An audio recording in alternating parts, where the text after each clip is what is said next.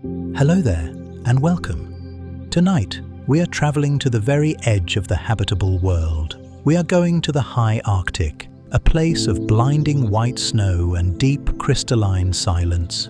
We are here to walk beside the musk ox. You might think of them simply as large, hairy cattle, but tonight we will discover that they are actually the ghosts of a lost era. They walked the earth alongside the woolly mammoth and the saber-toothed cat. But while those giants vanished into history, the musk ox refused to leave. They are the last living sentinels of the Ice Age. We will explore the engineering of their wool, a fiber called qiviut that is 8 times warmer than sheep's wool and finer than cashmere. We will stand inside their defensive circle, an impenetrable fortress of horn and hair, where they do not run from danger, but face it head-on. And we will learn how a creature so large survives months of total darkness by slowing its own metabolism down to a crawl. But this is not just biology, it is a lesson in stillness. The musk ox does not rush, it endures. So, let go of the need to move. Let go of the need to run. Like the great ox in the snow, simply stand your ground. Let your body sink into the mattress. Take a slow, deep breath in, imagining the crisp, pure air of the tundra filling your chest. And as you exhale, release the heat of the day. You are insulated, you are secure, and our journey into the ancient cold is ready to begin. To understand the musk ox, you have to adjust your sense of time. When you look at a modern elephant, you are looking at a modern animal.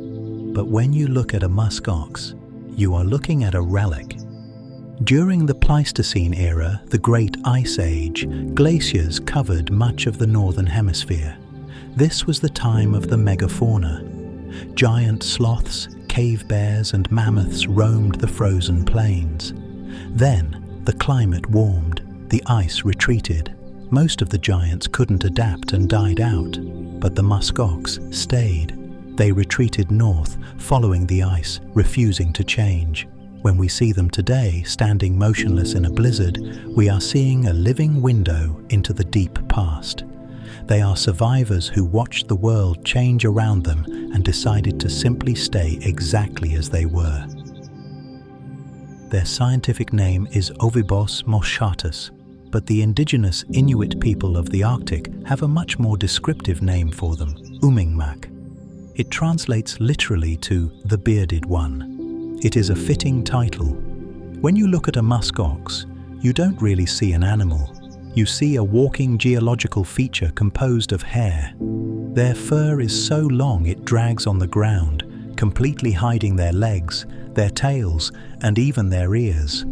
They appear to be hovering mounds of dark brown wool.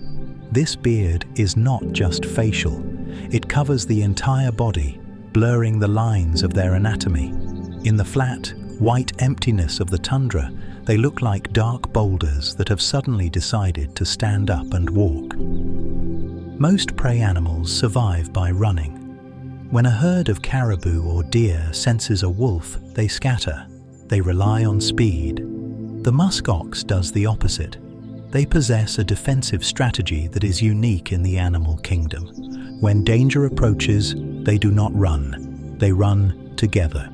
They instantly form a tight, seamless circle. The calves are shoved into the center, hidden behind the bulk of the adults. The bulls and cows stand shoulder to shoulder, facing outward. They lower their massive heads, presenting a solid wall of curved horns to the predator. It is a phalanx. A wolf pack running around this formation sees no weakness, no exposed flank, only a ring of sharp bone and angry eyes. They survive not by fleeing the storm, but by becoming a fortress against it. A musk ox does not simply have fur. It possesses a highly sophisticated dual-layer thermal system. If you were to run your hand through their coat, a dangerous proposition, but let us imagine, you would first encounter the outer layer. These are the guard hairs. They are dark, coarse, and incredibly long, some reaching nearly 2 feet in length, dragging through the snow as the animal walks. They are not for warmth, they are for armor. They protect the animal from wind, insect bites, and physical abrasion against the rocks. But underneath this rough exterior lies the true miracle, a dense, hidden layer of underwool that hugs the skin like a second atmosphere. This combination, a hard shell over a soft core, is the gold standard of biological insulation. This inner layer has a name. The Inuit call it qiviut, qiviut. It is one of the rarest and most remarkable natural fibers on Earth. To understand its value, compare it to what we know. It is 8 times warmer than the best sheep's wool by weight. It is finer than the most expensive cashmere. Unlike wool, it does not shrink in water and it does not scratch the skin. It is hypoallergenic and incredibly light. A sweater made of qiviut is so light you would barely feel it on your shoulders, yet it could keep you warm on the surface of Mars. The musk ox is essentially wrapped in a layer of ultra-lightweight aerospace-grade insulation that evolution spent 1 million years perfecting. But when the Arctic spring arrives and temperatures rise above freezing, this super insulation becomes a liability. The musk ox risks overheating, so in late May and June they begin to shed. The qiviut detaches from the skin. It works its way up through the long guard hairs, hanging off the animal in great ragged sheets. For a few weeks, the majestic beasts look somewhat disheveled, like peeling majestic statues. They rub against boulders and dwarf willow bushes to scratch off the itchy wool. Walking through the tundra in summer, you might find these wool trees, bushes draped in soft grey clouds of the most expensive fibre in the world, waiting for birds to steal it for the softest nests in the Arctic.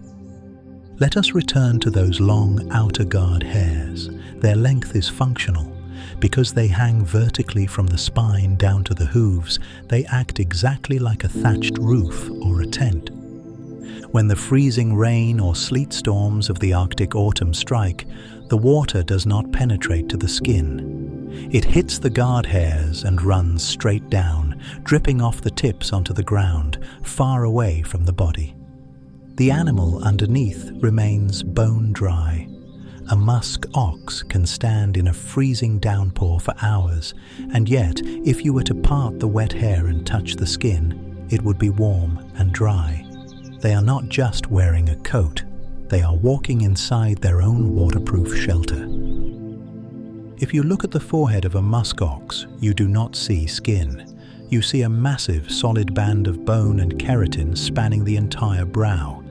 This structure has a specific name, the boss. The horns of a musk ox do not grow straight out like a cow's. They grow downward first, hugging the sides of the skull like a helmet, before hooking sharply upward at the tips. At the base, where they meet in the center of the forehead, the horns fuse together into a thick, fibrous shield. This shield is up to 4 inches thick. It is strong enough to stop a bullet. It is designed to absorb the shock of a head-on collision that would instantly kill any other animal. The musk ox literally wears a helmet made of its own body, a permanent crown of armor that grows heavier and harder with every passing year. Their name, musk ox, suggests a powerful odor, and indeed during the late summer rutting season, the males emit a scent that defines the landscape. But this musk does not come from a gland near the tail, as in many other animals. It comes from a small gland located just below the eye, the preorbital gland. When a bull is ready to challenge a rival, he rubs this gland against his own front leg. The oil coats his fur, releasing a heavy, sweet, earthy aroma into the cold air. To a human, it might smell pungent, but to the herd, it is the smell of strength. It is a chemical signal that drifts on the wind, announcing that the guardian of the herd is present, healthy, and ready to defend his ground. It is the olfactory signature of the Arctic autumn. To walk on ice requires specialized equipment. A horse would slip, a human would fall. But the musk ox moves with absolute stability. Their hooves are cloven, split into two distinct halves, which allows the toes to spread wide. This distributes their massive weight, preventing them from sinking too deep into the soft snow. It is the biological equivalent of a snowshoe. But there is a finer detail. The outer rim of the hoof is razor-sharp and hard, designed to cut into the ice for traction. The center of the hoof, however, is soft and fleshy, providing grip on wet rock. Furthermore, they possess two large dew claws, extra toes higher up the leg. In deep snow, these usually useless claws make contact with the drifts, providing extra surface area and drag. They are essentially four-wheel drive vehicles with studded tires, engineered to conquer a world with zero friction. The eyes of a musk ox are dark, deep pools, protected by thick woolly eyelashes. But if you were to look closely at the pupil, you would see it is not round like a human's, nor a vertical slit like a cat's. It is a horizontal rectangle. This shape is common in prey animals like goats and octopuses. It serves a critical purpose. A horizontal pupil creates a panoramic view. It allows the musk ox to see a wide slice of the horizon without turning its head. It filters the light from above and below, reducing the blinding glare of the sun, reflecting off the snow, a condition known as snow blindness. Even while grazing with its head down, the rectangular pupil rotates to stay parallel with the ground, keeping a constant, vigilant watch on the white line where the wolves might appear. In biology, there is a principle known as Bergmann's rule. It states that in cold climates, animals evolve to be larger and rounder. The musk ox is the perfect example of this. Look at its ears. They are tiny, almost invisible, buried in the fur to prevent frostbite. Look at its tail, a short, stubby appendage tucked close to the body. Look at the legs, short and stocky. Everything about the animal is designed to minimize surface area. A long limb loses heat, a compact sphere retains it. The musk ox has evolved into the most efficient shape possible for heat retention. It is a living ball of wool and muscle, a fortress with no windows open to the cold. In the high Arctic, the concept of a day is meaningless. For a few precious months in summer, the sun simply refuses to set.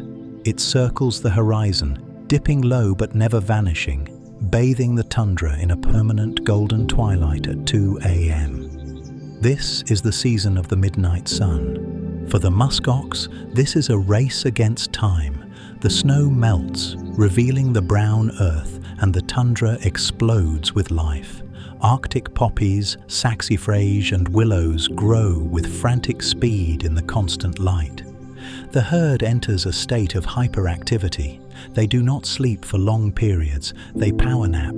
Their goal is to eat as much as physically possible, turning the endless sunlight into layers of fat.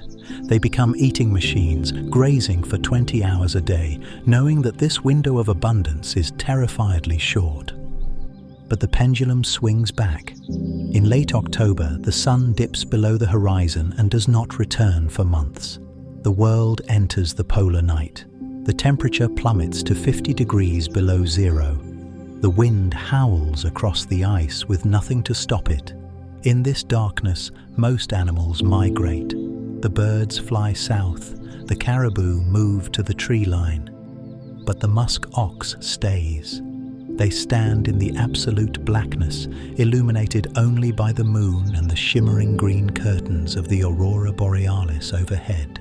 They do not seek shelter in caves, for there are none. They simply stand on the open plains, letting the snow bury them, waiting in the dark with a patience that rivals the stones themselves. How does a massive animal survive months of freezing darkness with almost no food? They perform a biological miracle. They turn down their internal thermostat. Scientists call this metabolic depression. Unlike bears, musk oxen do not hibernate, they stay awake. but they slow their bodies down. They actively lower their heart rate. Their digestion slows to a crawl. They reduce their body's demand for energy by nearly 30%. It is a state of walking hibernation. They exist in a low power mode, moving in slow motion, thinking in slow motion, burning just enough fuel to keep the pilot light of life flickering until the sun returns. In the face of a blizzard, instinct tells most creatures to move, to generate heat through activity. But moving burns calories, and in the Arctic winter, a calorie is a diamond. So the musk ox adopts a strategy of absolute stillness. They become statues. A lone bull might stand in one spot for 8 hours without taking a step. By not moving, he conserves heat. He allows the snow to pile up on his back, which adds yet another layer of insulation. If you were to look at a herd in winter from a distance, you would not see animals. You would see a collection of snow-covered mounds, indistinguishable from the landscape. They survive the storm by becoming part of it, merging with the frozen world until the wind tires itself out. When the wind is truly ferocious, screaming across the ice at 60 miles per hour, the herd uses geometry to survive. They do not just huddle, they align themselves. They stand with their rumps facing into the wind. Their thickest wool and toughest skin are on their hindquarters. By facing away from the gale, they protect their faces and eyes. But they also use each other. They stand in a staggered line or a wedge, each animal creating a wind shadow for the one in front of it. They take turns. The animal at the back takes the brunt of the storm for a while, then moves forward into the shelter of the group, while another takes its place. It is a fluid architecture of bodies, a living wall built to break the wind. When we think of grazing animals, we often picture the vast, endless herds of wildebeest or caribou, numbering in the thousands, stretching to the horizon. The musk ox lives differently. They live in pocket herds. A typical winter herd is small, usually between 15 and 20 individuals. This size is a precise calculation of nature. If the herd were larger, they would eat the sparse tundra grass too quickly and have to move constantly, burning precious energy. If the herd were smaller, they wouldn't generate enough collective heat to survive the blizzards. 15 is the magic number. It is large enough to form a defensive circle, large enough to share warmth, but small enough to stay in one valley for weeks. They are a mobile village, a self-sufficient family unit moving through the white void. We often assume that in large horned animals, the biggest male is the leader. But for most of the year, the musk ox herd is a matriarchy. The leader is a dominant, older female. She does not lead by force, she leads by knowledge. In a landscape where the snow shifts constantly, hiding the food, she knows where the wind blows the ridges clean. She decides when to wake, when to sleep, and when to move. The massive bulls often follow behind, acting as rear guards, while the matriarch breaks the trail. She is the navigator of the white desert, carrying the mental map of the survival route that she learned from her own mother decades ago. You might expect a creature that looks like a cow to sound like a cow, but the musk ox does not moo. In fact, for most of their lives, they are profoundly silent, but when they do speak, the sound is startling. Adult bulls communicate with a deep, resonant roar that sounds more like a lion or a dinosaur than a grazer. It is a guttural, rolling sound that carries for miles across the ice. The calves, on the other hand, bleat like sheep. This contrast creates a strange soundscape within the herd. The high-pitched calls of the young answering the deep, prehistoric grumble of the elders. It is a language of extremes, spoken sparingly, only when necessary to maintain the bond in the blinding fog. Life in the Arctic is hard, but it is not without joy. When the calves are strong enough, usually in the late spring, the herd engages in play. This is a critical training ground. Young musk oxen play a game that looks remarkably like King of the Hill. They find a mound of snow or a small hillock. One calf stands on top, defending the high ground, while the others try to push him off. They prance, spin, and practice headbutting with soft, playful taps. This is not just fun, it is rehearsal. They are learning the physics of the shoving match, the balance required on ice, and the tenacity they will need to defend the circle as adults. The adults watch these games calmly, perhaps remembering their own days as kings of the snow mound. While the females and young stay together forever, old bulls often drift away. You will sometimes see them on the tundra. Solitary bulls. They are the hermits of the north. These males have either been pushed out by a younger rival or have chosen solitude to avoid the stress of the herd. They are magnificent, tragic figures. Their coats are often thicker, their horns more battered. They live a life of total silence, engaging with no one, standing alone on hilltops to survey the empty world. Without the body heat of the herd, they must be stronger and tougher than any other animal. They are the samurai of the species, wandering the edges of the map until they rejoin the cycle or fade into the snow.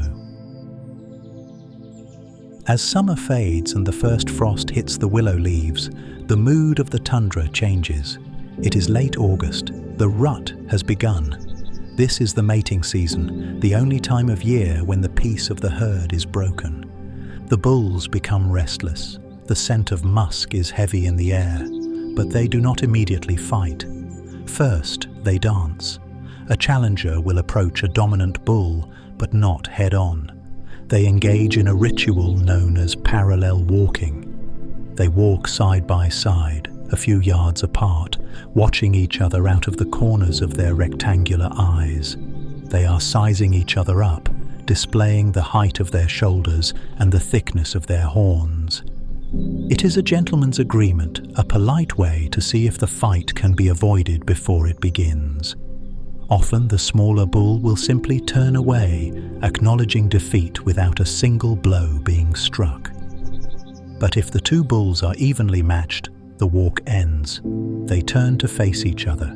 They back up slowly, swinging their massive heads from side to side, displaying the heavy bosses of their horns. They create a distance of about 50 yards, half a football field. Then the charge begins. It is not a trot, it is a gallop. Despite their shaggy, cumbersome appearance, a musk ox can accelerate to 35 miles per hour. As they rush toward one another, 60 miles per hour of combined speed, the ground shakes. Their long hair flies back in the wind. For a few seconds, they are unstoppable locomotives of bone and muscle, committed to a collision course that would kill almost any other creature on Earth. The moment of contact is shocking. When the two heads meet, the sound is not a dull thud. It is a sharp, cracking report, loud as a gunshot or a clap of thunder. In the silent, acoustic bowl of the tundra, this sound can be heard more than a mile away. The force of the impact is equivalent to a car hitting a concrete wall at 30 miles per hour. But the animals do not collapse. They do not die. They simply come to a dead stop, front feet planted, steam rising from their nostrils. They may push for a moment, testing their strength in a static wrestling match, eyes locked. If neither gives way, they back up, walk away, reset the distance, and charge again. Some battles last for 20 rounds, a grueling test of endurance played out in the freezing mist. How does an animal survive a car crash with its face repeatedly without suffering brain damage? The answer lies in the architecture of the skull. The musk ox has evolved a built-in crumple zone. Inside the massive horn boss and the forehead bone, there is a complex network of air pockets, like a honeycomb. When the blow lands, these air pockets collapse slightly, absorbing and dissipating the energy of the shockwave before it can reach the brain. Furthermore, the brain itself is suspended in a bath of fluid that is tighter than in humans, preventing it from sloshing against the skull walls. They are biological tanks, engineered with advanced shock absorption technology that protects the consciousness inside the armor. The end of the fight is as ritualized as the beginning. There is rarely a pursuit. When one bull realizes he is weaker, he simply turns his head aside. This is the signal of submission. The winner does not attack the flank, he accepts the gesture. The loser walks away, perhaps to join a bachelor herd or to wander alone until next year. The winner returns to grazing. Within minutes, the adrenaline fades. The breathing slows. The violence evaporates as quickly as it arrived, and the herd returns to its quiet, rhythmic chewing. It is a system of conflict designed to determine the strongest genetics without causing unnecessary death. A brutal but honorable law of the ice. In the high Arctic winter, there is a cruel paradox. The musk ox is surrounded by water, yet the land is a desert. For 8 months of the year, every drop of liquid water is locked away, frozen solid as granite. There are no flowing rivers, no bubbling springs. To survive, the musk ox must eat the snow. But this comes with a heavy price. Eating snow lowers the core body temperature. To turn a mouthful of frozen crystals into liquid water that the body can use, the animal must burn precious calories to melt it inside its stomach. It is a dangerous thermal calculation. They must eat enough snow to stay hydrated, but not so much that they freeze from the inside out. They sip the landscape cautiously, balancing thirst against the cold, living on the knife edge of hydration. Beneath the white blanket of winter, the food is hidden. The grasses, sedges, and woody willows are buried under 2 or 3 feet of hard-packed snow. To find them, the musk ox relies on a nose that is as sensitive as a radar. They can smell a patch of nutrient-rich lichen through layers of ice. They wander the white void, heads low, sniffing for the faint, earthy scent of frozen vegetation. They prefer the willow thickets found in river valleys, where the protein content is slightly higher. They are not grazing randomly. They are hunting for specific pockets of energy, guided by an olfactory map of the terrain that tells them where the summer left its bounty. Once the scent is found, the excavation begins.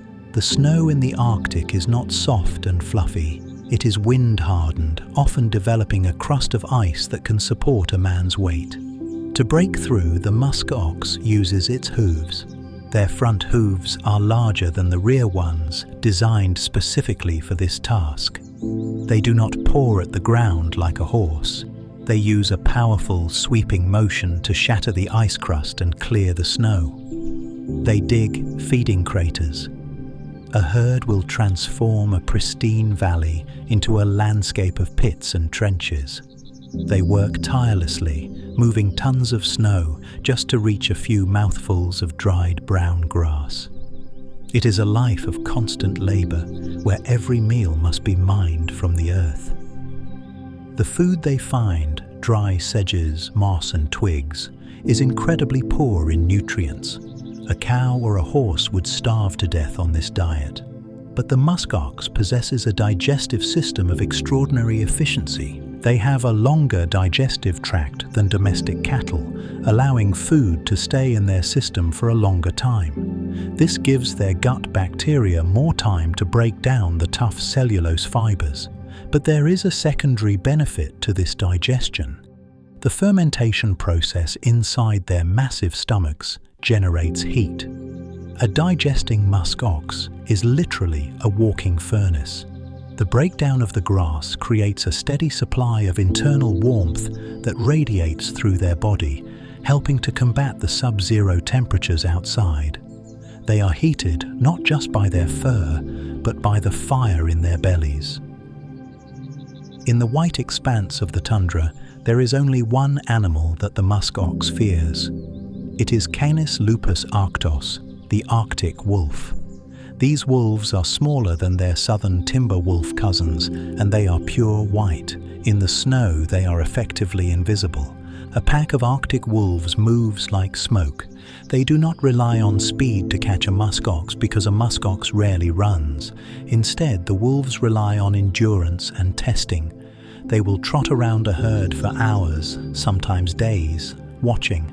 They are looking for a limp, a hesitation, a break in the discipline. To the musk ox, the wolf is not just a predator, it is a constant, patrolling presence, a white ghost that circles the perimeter of their lives, waiting for a mistake that might never come. When the wolves finally approach, the musk ox herd performs their signature maneuver. They form the circle. It is instantaneous. The calves are pushed to the center, hidden behind a wall of shaggy wool. The adults face outward, their horns lowered like pikes. This is not a battle, it is a siege. The wolves run around the circle, yipping and snapping, trying to provoke a bull into breaking formation. But the line holds. The bulls stand like granite statues. They do not chase the wolves. They know that leaving the circle exposes the calves. They simply pivot in place, keeping their horns pointed at the threat. It is a contest of nerves. Often the wolves, realizing the fortress is impenetrable, will simply lie down in the snow and wait. The standoff can last for hours in the freezing wind, a silent test of who will blink first. There is another king in the north, the polar bear. Usually bears stick to the sea ice, hunting seals. But in the summer, as the ice retreats, they sometimes wander inland. A confrontation between a polar bear and a muskox is a meeting of titans. The bear is one of the few animals strong enough to break the neck of an ox with a single blow. But the ox is armored. Its skull is a battering ram. Its skin is thick leather. These encounters are rare and tense. Often, both animals recognize the risk. A fight would result in severe injury for both, so they engage in a calculus of power. They posture, the bear sways, the ox snorts. Usually, a mutual respect prevails. The bear turns away to find an easier meal, and the ox lowers its head back to the grass. It is a peaceful resolution enforced by the threat of mutually assured destruction. Strangely, the enemy that causes the most suffering to the muskox is not the wolf or the bear, it is the mosquito. During the brief, intense Arctic summer, the melted snow forms millions of stagnant pools. These become breeding grounds for clouds of insects so dense they can darken the sky. A muskox's fur is thick enough to stop a wolf's bite, but the nose, eyes and ears are vulnerable. The swarm is relentless. To escape this torment, the herds will climb. They seek out high, windy ridges where the breeze blows the insects away. Or they will stand in remaining patches of snow, cooling their feet and confusing the heat-seeking sensors of the bugs. It is a reminder that in the wild, the smallest enemy can sometimes be the most formidable, forcing the giants to retreat to the mountaintops just to find peace. Most animals time their births for the warmth of late spring or summer. But the musk ox calf arrives in April or May. In the high Arctic, this is not spring, it is still deep winter. Temperatures can hover around 20 degrees below zero. Blizzards are common. The calf leaves the warmth of the womb and drops directly onto the frozen snow. It is a thermal shock that would kill a human infant instantly. But the calf is ready. Within minutes, steam rises from its wet coat as the mother licks it dry. It must stand immediately. Being precocial, born ready to move, is not a luxury here. It is a requirement. If it does not stand and nurse within the hour, the cold will claim it. It is a birth into a battlefield of ice, a test passed in the very first moments of life. How does a 10-pound calf survive sub-zero temperatures? They are born with a secret weapon hidden inside their bodies. It is a specialized type of tissue called brown adipose tissue, or brown fat. This is not ordinary fat used for energy storage. It is a biological heating pad. Located around the calf's vital organs and shoulder blades, this tissue is packed with mitochondria. When the calf gets cold, this fat breaks down rapidly, not to produce energy for movement, but to produce pure heat. It acts like a thermal battery that switches on the moment they are born, flooding their small bodies with internal warmth, buying them the precious time they need until their wool grows thick. Even with this internal heat, the wind is deadly. So, the calf seeks shelter. But there are no trees, no caves. The shelter is the mother. A female muskox's guard hairs are so long they form a curtain that reaches the ground. The calf learns to step inside this curtain. It stands underneath its mother's belly, completely hidden by the skirt of hair. Inside this living tent, the air is still. It is warmed by the mother's immense body heat. The calf looks out at the white world through a veil of dark hair, protected by a wall of wool that stops the wind dead in its tracks. It is the safest, warmest room in the Arctic. The Arctic summer is terrifyingly short. A calf has only 3 or 4 months to grow big enough to survive the next winter. To achieve this, they need fuel. Musk ox milk is not like cow milk, it is rocket fuel. While cow milk is about 3 to 4% fat, musk ox milk is nearly 11% fat. It is incredibly rich, thick, and packed with protein. Fueled by this potent diet, a calf grows at an explosive rate, gaining a pound or more every single day. They are in a biological sprint, racing to build layers of fat and muscle before the sun begins to set in October. Every gulp of milk is a deposit in the bank of survival, saved against the long, dark bankruptcy of the coming winter.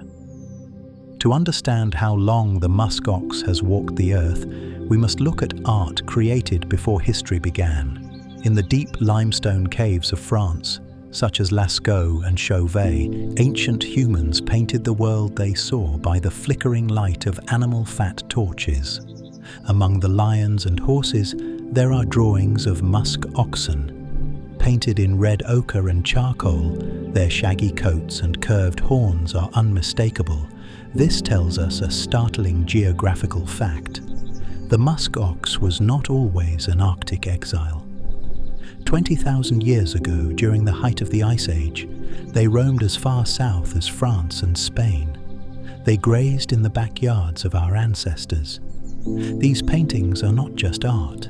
They are a record of a time when the ice brought the giants to our doorstep, a shared history painted in the dark. As the Ice Age began to fade, the world changed. The great glaciers melted, raising the sea levels. But before the waters rose, there was a bridge. A vast grassland called Beringia connected Siberia to Alaska. It was not a narrow strip. It was a continent-wide steppe. The musk ox herds, sensing the changing climate, began a slow, multi-generational migration across this bridge. They walked from Asia into North America. They moved alongside the woolly mammoth and the first waves of human explorers. They were the pioneers of the North. When the sea finally swallowed the land bridge, they were cut off, isolated in the Canadian Arctic and Greenland. They are the descendants of those who kept walking, the ones who found refuge at the top of the world while their southern cousins vanished. For thousands of years, the musk ox's defensive circle was the perfect strategy. Against wolves, against bears, against spears, it was impenetrable. But in the 19th century, this instinct nearly destroyed them. When European explorers and hunters arrived in the Arctic carrying firearms, the circle became a trap. The musk ox did not run from the loud noise. They stood their ground to protect the calves. This made them stationary targets. A hunter could wipe out an entire herd in minutes because they refused to abandon their formation. By the early 1900s, they were hunted to the brink of extinction. They vanished completely from Alaska and much of Europe. It is a tragic chapter where their greatest strength, their loyalty to one another, became their greatest vulnerability. But the story does not end in silence. In the 1930s, a massive conservation effort began. The few remaining herds in Greenland became the seed for a resurrection. Musk oxen were captured and carefully transported back to their ancestral lands. They were reintroduced to Alaska, to Russia's Taimyr Peninsula, and even to Norway. The animals thrived. Today, the population has rebounded to over 100,000. It is one of the great success stories of conservation. The Lazarus of the Arctic has returned, reclaiming the empty valleys, proving that if we give nature just a small amount of space and time, it has the power to heal itself. Today, the relationship has evolved again. In places like Palmer, Alaska, there are musk ox farms. These are not like cattle ranches, they are quiet sanctuaries. The animals are not raised for meat, but for their gold, the qiviut wool. Farmers have discovered that despite their wild appearance, musk oxen are surprisingly intelligent and gentle. They can be trained to follow hand signals. They form bonds with their caretakers. In the spring, they are not sheared with electric clippers. They are combed. The farmers gently brush out the shedding underwool by hand. The ox often leans into the brushing, enjoying the grooming like a giant cat. It is a symbiotic peace. The human gets the warmth of the wool, and the ox gets the care it needs to endure the summer heat. Stand close to the herd in the deep midwinter. The temperature is 40 degrees below zero. At this extreme, the air itself feels brittle. The most dominant sound is not the wind, it is the breath of the giants. When a musk ox exhales, the warm, moist air from its lungs hits the freezing atmosphere and crystallizes instantly. It does not just make a cloud, it makes a hissing sound as the water vapor turns to ice. They look like dragons, wreathed in permanent clouds of their own making. This steam rises and freezes onto their guard hairs, coating their faces in a layer of white hoarfrost. They are breathing ice, a rhythmic steam engine sound that proves that even in the frozen void, the fire of life is still burning inside. Snow sounds different depending on the temperature. Wet, warm snow makes a soft splat, but the hard-packed, wind-blown snow of the high Arctic screams. When a musk ox takes a step, the snow beneath its hoof is so cold it acts like sand or dry styrofoam. It makes a high-pitched, squeaking crunch. This sound carries for miles in the thin, dry air. If you were walking there, you would hear the herd moving long before you saw them. A rhythmic, dry, crunching noise, like stones grinding together. It is the sound of heavy bones interacting with the frozen skin of the earth. A solitary, crisp noise in a landscape that swallows all other sounds. Sometimes on clear, still days when the sky is a perfect pale blue, the air begins to sparkle. This is not snow falling from a cloud. It is diamond dust. The humidity in the air freezes spontaneously into tiny, hexagonal ice crystals that hang suspended around you. They catch the low angle of the sun, acting like millions of microscopic prisms. The atmosphere itself glitters. For the musk ox standing in this phenomenon, the world becomes a shimmering halo. Rainbows, called sundogs, appear on either side of the sun. It is a moment of surreal beauty, where the air is not empty, but filled with floating jewels decorating the silent patience of the herd. And then the weather turns. The wind picks up the loose snow and churns it into a milk-white fog. The horizon line vanishes. The sky merges with the ground. This is a whiteout. For a human, this is terrifying vertigo. There is no up or down, just infinite white. But for the musk ox, it is simply a change of curtains. They stop moving. In this featureless void, their dark bodies become the only visual anchors, black islands in a sea of milk. They do not squint. Their rectangular pupils filter the scattered light.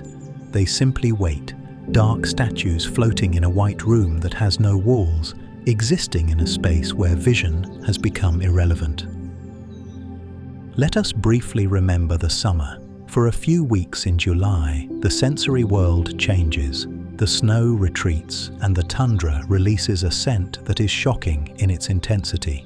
It is the smell of Arctic sage. When the herd walks over these small silver-green plants, crushing them with their hooves, they release a powerful, spicy, camphor-like perfume. It smells of mint and earth. After months of smelling nothing but cold ice and clean wind, this sudden explosion of fragrance is intoxicating. It is the smell of life returning, a sharp, herbal memory that lingers in the nose of the calf and the bull alike, a reminder that the earth beneath the ice is sweet. As the winter returns, the movement stops. The musk ox assumes its most powerful form, the statue. A bull will stand motionless for so long that drifting snow will pile up on his back, burying him until only his eyes are visible. He does not shake it off, he accepts it. He becomes a hillock in the landscape. To sleep like a musk ox is to trust your insulation completely. It is to be so confident in your warmth that you allow the winter to bury you, knowing that you are stronger than the cold. We often view winter as a hardship, something to be endured. But for the musk ox, winter is not the enemy, it is the home. They are built for the dark. They are engineered for the ice. They do not long for the tropics. They are exactly where they are supposed to be. As you lie in your bed, take comfort in that perfect adaptation. You too are exactly where you are supposed to be, safe, warm, resting. Our journey to the white north is complete.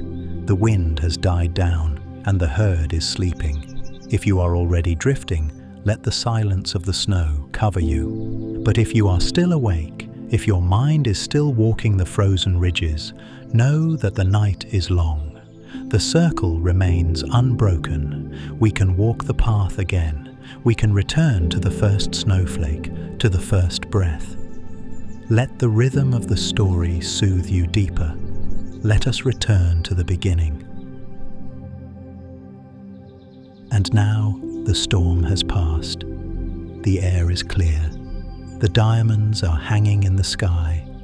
The giants are standing guard, silent and still. You are safe in the warmth. Your breathing is slow, like the winter metabolism of the earth.